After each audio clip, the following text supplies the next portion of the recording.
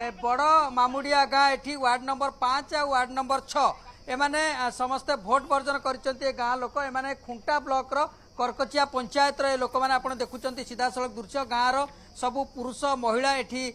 Booth आगे बसी प्रतिवाद कर प्रतिवाद से कहवा कथा गाँ को आसवाई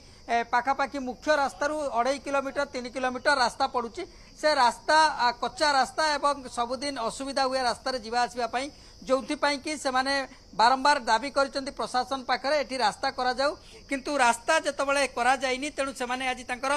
भोट दौना किंतु मतदान करने को से वर्जन कर चाहिए किसी प्रतिक्रिया नापी जे कहीं आपण मैंने भोट वर्जन कर रास्ता नहीं तो भोट नहीं। अच्छा तो आम जदि रास्ता ठीक हम ताहने भोट देव। केते रास्ता केते दिन हेलानी एमती अछि? बहुत वर्ष हेलानी आज को 25-30 वर्ष हेलानी।